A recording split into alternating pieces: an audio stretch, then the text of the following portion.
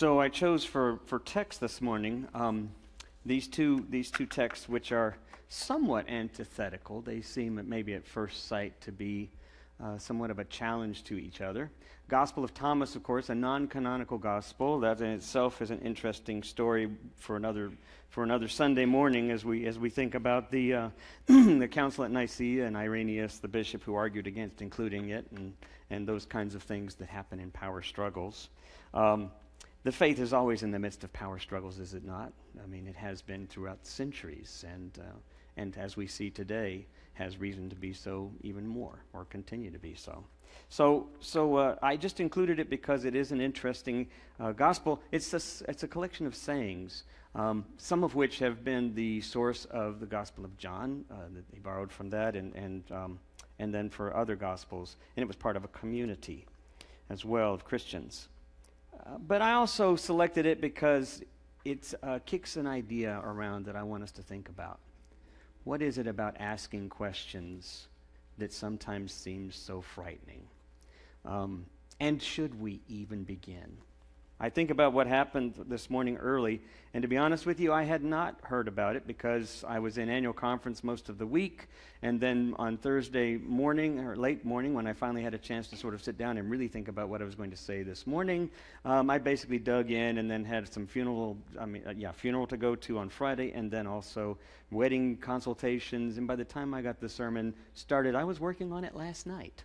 And so I didn't have a chance to really look. I didn't take the chance to look, and I was shocked. I was shocked when someone told me this morning about this shooting.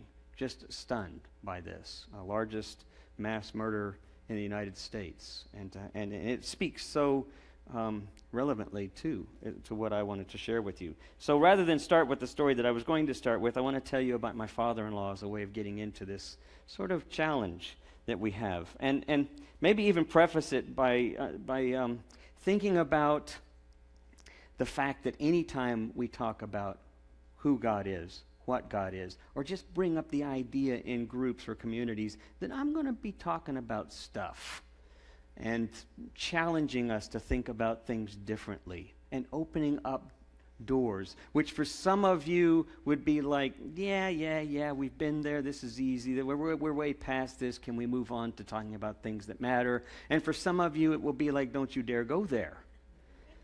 So I'm sure I'll step on toes on every side of it.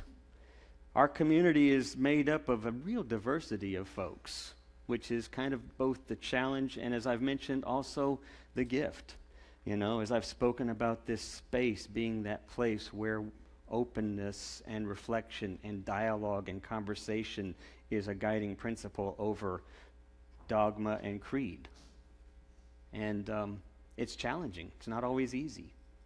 But here we are. So I want to be sensitive to that, and I'll share some ideas about that. But just to remind everybody that I do have the jar of change up here, which basically says, if you fear change, leave yours here.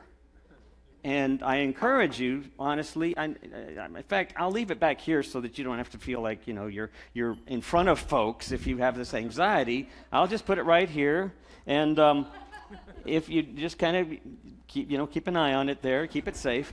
And if you find yourself challenged at a moment, nobody will question what you're doing. You could kind of act like you're just walking to get some coffee, and you can leave some money. And I guarantee that when you leave money, it completely distracts you from your fear. In fact, I encourage you to give large sums of money if you're afraid, because I guarantee you will no longer be thinking about what you're afraid of, and you'll be wondering, why did I just put a $20 bill in there? So just, but it goes to an amazingly good cause. It goes to Food for Kids, and so if you have that anxiety, I always encourage you as a way of letting go of that anxiety. Leave your fears here. I want to tell you about my father-in-law. My father-in-law is let me jump ahead here. Well, actually, I'll tell you about something else first. Like I said, I'm kind of rearranging things in my head as we're going along here, but my book group, there's a book group that I have here, a couple that I'm involved with, but one of the ones that we have, this based with some folks out of here, about 8 people out of this group. We recently read a book called Reason and Wonder, and it was written by a guy named Dave Pruitt. He talks about He's a NASA scientist and aeronautical engineer and a mathematician. And he wrote this book because of his own journey in faith and sort of questioning things and his own experience of science, challenging the way he thought about ideas of faith and about religion. And the book speaks of the Copernican revolutions that we've undergone in our history.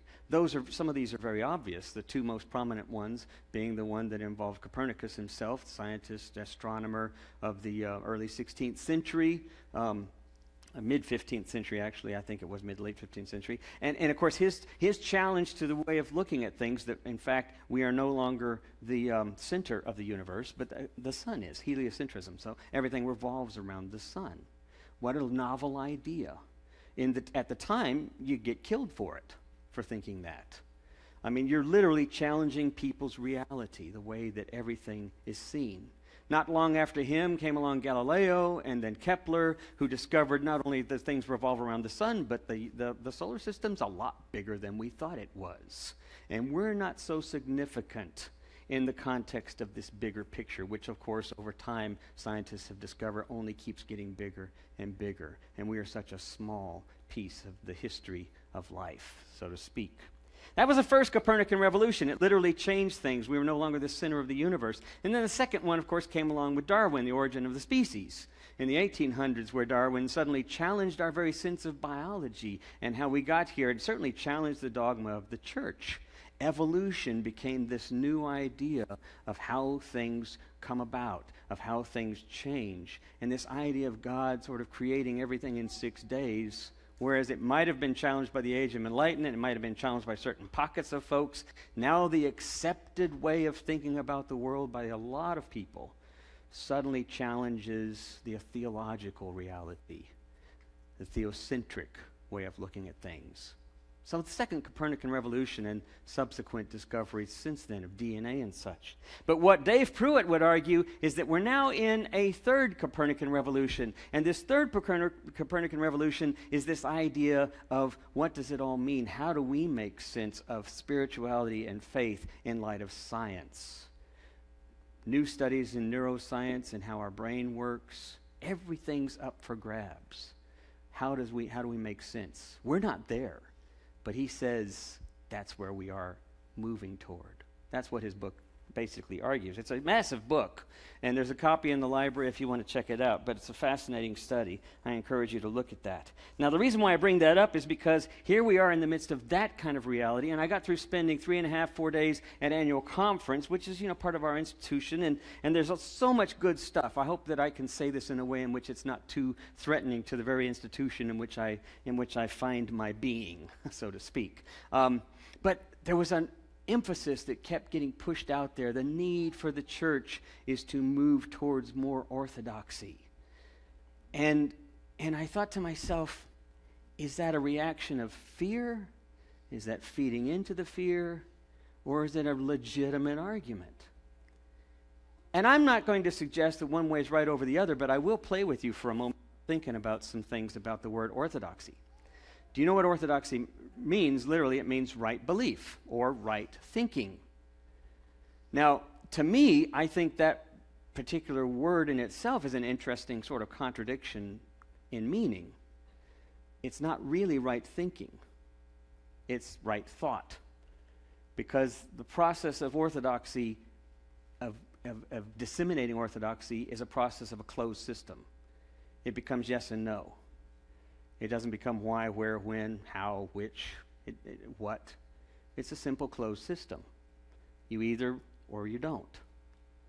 And that's the challenge. And that's the context in which I want to think with you a little bit about my father-in-law.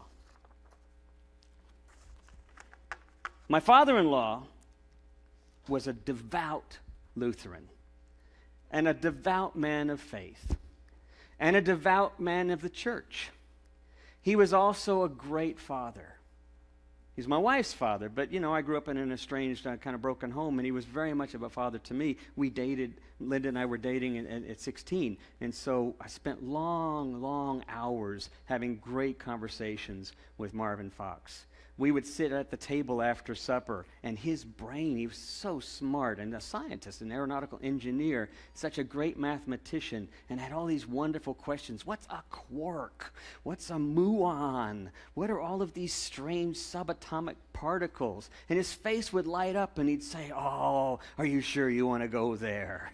And it was just so much fun because it would just baffle me. And he'd talk about the Heisenberg principle of uncertainty, and, everything used to be predictable. Now things disappear and reappear at the same time. When they're on the other side of the world, the tiniest of particles that were together at one point are mimicking each other on the other side. How do they, just fascinating kinds of scientific things that baffled me.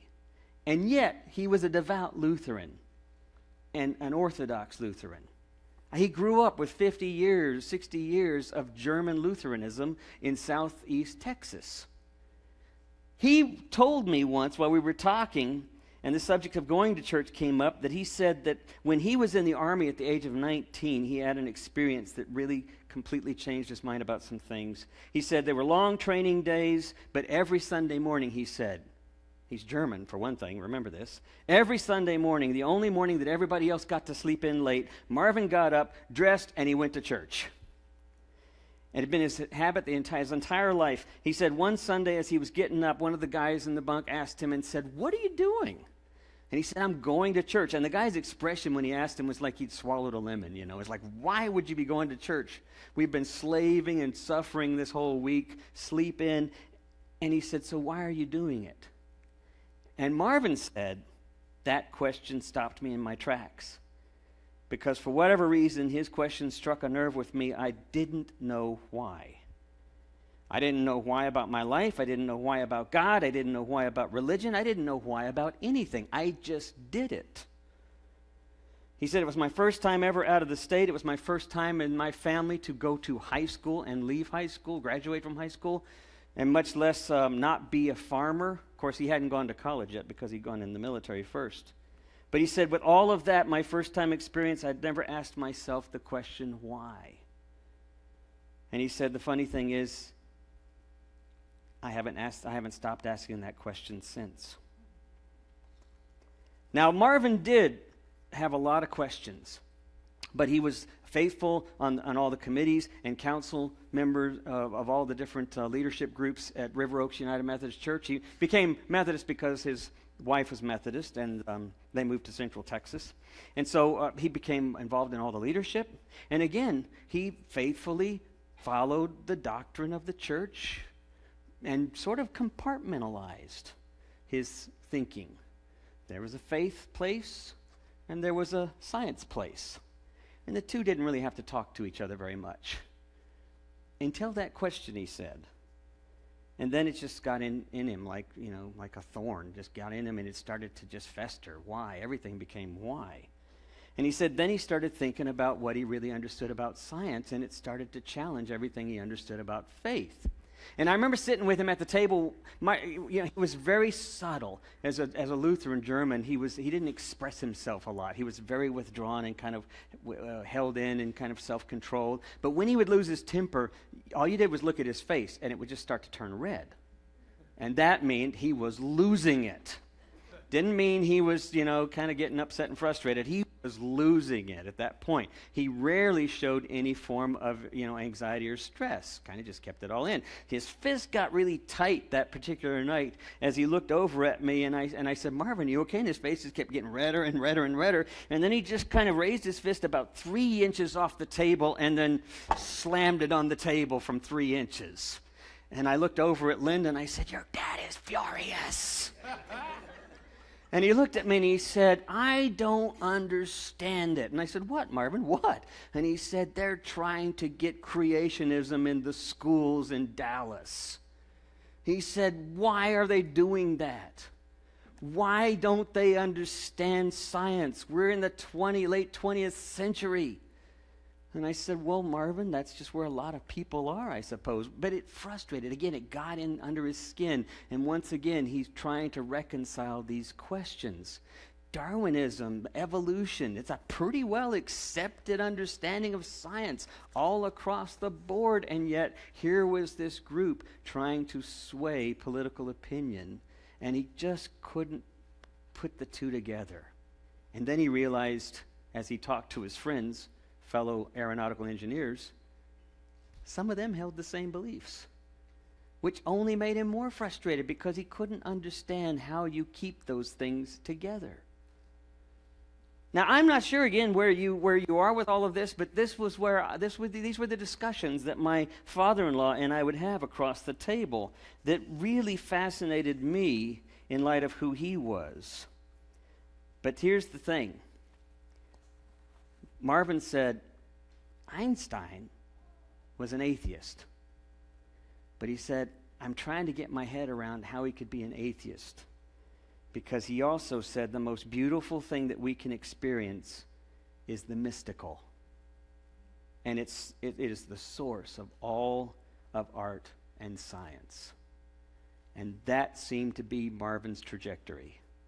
How to get to that place where Einstein, most brilliant of scientists as far as my father-in-law was concerned, could have that sense of wonder and amazement that sounded like the way faith was supposed to be. So one night he had this conversation with me that threw me. And he whispered to me in one of those whispers that he's like, I hope God's not listening. And he said, I don't know if I should be saying this to a minister. And I said, well, Marvin, you know me. You pretty much say anything to me. And he said, I have to tell you, I don't think I believe in the virgin birth anymore. I said, wow. He said, I don't think I believe in the physical resurrection. He says, I don't know. He says, I know I don't believe in that there's a heaven or hell. Now, keep in mind, 50, 60 years of entrenched thinking of this doctrine in the traditional Lutheran church in southeast Texas that he was rooted in. And he's saying, I don't think any of it's true. I don't think I agree with any of it. And then I looked at him and I said, so then what? And he said, I don't know. And that, to me, is where he found himself for a number of years, because it became the trajectory of where his life went after that. Some of you know our Marvin, and you knew that he started a group here that was called it was kind of a committee or the council on faith and science, or religion and science. He got involved in Dallas with something called the Isthmus Institute, which was based out of Perkins School of Theology, as well as the University of Dallas, involving scientists and theologians. And it was this dialogue that he kind of got involved in. You can still find in the library a lot of the books that he really explored, books that are on Heisenberg principle and books on quantum mechanics and physics, as well as books on science and faith. I mean, they're pretty complicated, heady kinds of books, but that's where he decided to dive into to try to experience this. And it basically became the trajectory of the rest of his life. Anne Lamott, the writer, many of you know she wrote Bird by Bird, she wrote Traveling Mercies. She said, I have a lot of faith, but I am also afraid a lot. And sometimes I don't have any certainty about anything. And I remembered something my priest, Father Tom, had told me. He said that the opposite of faith is not doubt. The opposite of faith is certainty. That's kind of weird. Because certainty is missing the point entirely. Faith includes that you notice the mess, the emptiness, the discomfort, and letting it be there until light eventually shows up.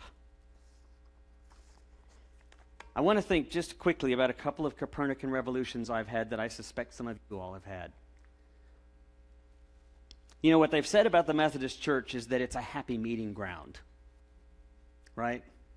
It's often a place where if a Catholic person is marrying a Baptist, let's go to the Methodists. you know? If someone's struggling with the dogmatic sort of narrow-mindedness that they grew up with and it just doesn't resonate, they try the Methodist Church. Seems to be a little more open-minded. Of course, we know that the Methodist Church has got all spectrums, right? All different perspectives on that. And that's what makes it so unique sometimes, and also its greatest struggle. But I suspect that a lot of you are here because you've experienced a few Copernican revolutions. When I was growing up as a teenager, I didn't grow up in a local church, but I got involved in the InterVarsity Christian Fellowship, and for about 10 years or so, I was very involved in evangelical sort of fundamentalism, and was a leader in the University of Texas InterVarsity Christian Fellowship Bible study group, and on their council. And I was teaching a Bible study, and my partner, Carol, was smarter than me. She just was a lot sharper, and she was a much better teacher. And so as we started getting into this, at one point she'd have these comments, and I look over and I'd say, would you like to just teach this group? Teach the Bible study? It was huge. It was really popular. We had about 35 college students in there. There were 4 or 5 of our Bible study groups, and Carol was leading this one, and I was basically just kind of helping with conversation and stuff, and then someone got wind of it, challenged her and said, you can't do that. A woman is not supposed to be teaching in a co-ed setting. Now, this was in the mid-1970s, 1977, thereabouts. Said, really, your role is to be supportive, unless you're teaching other women. I'm not sure what that says. Well, I think I know what that says, but anyway. It certainly wasn't my orientation. It shocked me.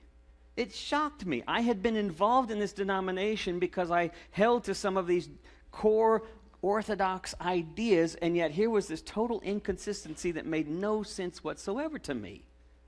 How could that happen? She ended up leaving the University Christian Fellowship. Linda and I did eventually within the next year. We actually left as well for that and a number of other reasons. Incidentally, one of the milestones that we celebrated at annual conference this past week was our 60th anniversary of ordaining women in the United Methodist Church. Yay! Yeah.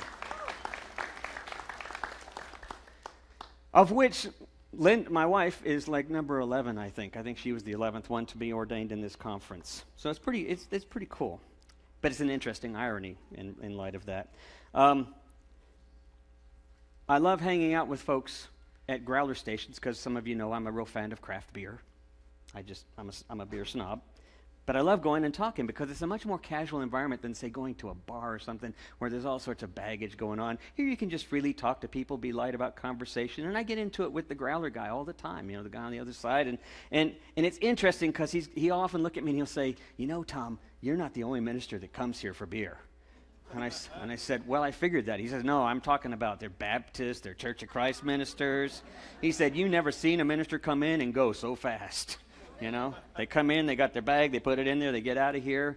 And I said, yeah, it doesn't surprise me. I guess that's true. He says, well, where a lot of folks will be on a Sunday afternoon when everybody else is at lunch. They'll be at the liquor store, or whatever. Anyway, he just makes all these jokes about conservatives, and then he told me one day we were getting into conversation about church, and I said, you really should come check out 1111, it's not what you think it is. And he's like, listen, he says, you know what?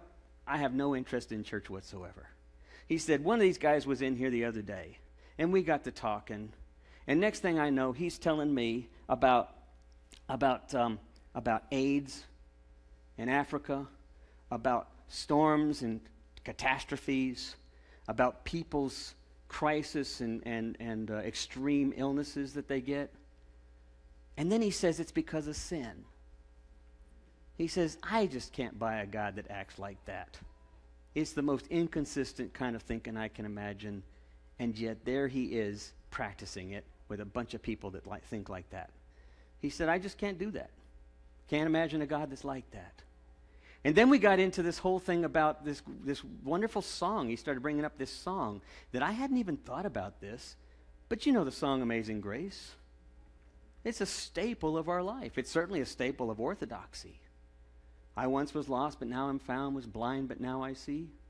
He says, have you ever looked up much information about that? And of course, no, not really, because, I know we sang it when I was at the Baptist church, and I know we sing it at Methodist church sometimes. He says, John Newton, right? And I said, yeah, he was a slave trader, but then, he had a conversion, changed his ways. Not for 9 years did he change his ways. He was about to be killed in a storm off the coast of Donegal, prayed to God whom he never had a relationship with because he wasn't churched, save his life, and he would give his life over to Christ, to Jesus. He was spared, had a conversion experience, probably whipped and even possibly killed at least a couple of those slaves that very next day on his trip over to America, because it wasn't uncommon for slave masters, for the boat owners and the boat commanders to, if not kill, certainly outright torture any slave who tried to escape. For 9 years, he continued slave trade. Now, you're thinking, well, that's pretty inconsistent, but the guy looked at me and he said, why would God do that? Why would God save one guy while at the same time allowing him to continue to kill other human beings under his, kind of care, ownership, however you want to look at it? Or not spare other ships in the same storm? And I could understand if you're going to start thinking very concrete and literally, it just doesn't make sense. Why would God allow someone with deep, deep Orthodox convictions walk into a bar and kill 50 people? Or blow up a clinic? Fundamentalism and extremism is certainly everywhere, and we understand that it's a mental illness. What we don't understand sometimes is someone who says what we need is to be back more orthodox, bring it in more creedally, more specifically, more concretely, that this is what I believe, don't dare challenge that, because it's the same mindset in the extreme. The only way that we can begin to challenge that is to begin to think differently about how we think about God. Most of us in here are already there. And I think what DeAndrea said earlier in the time of prayer was very helpful. That in the face of this kind of disaster and this kind of hatred and this kind of violence, there is no argument, there is no answer. There is only the verb that we go out and that we try to reflect love. That we try to be a different kind of person of faith. So I want to end with just this idea. We're going to explore how we think about God. We're going to have some fun, I hope. We're going to have some challenges. We're going to do something that probably was the very foundation of our country, that was the very foundation of Methodism, that was the very foundation of the Reformation. We're going to be a little bit heretical, right? Do you know what heresy means? You think it means to challenge or to be different than the prevailing culture or the prevailing rule. It's not what the root word of heresy means.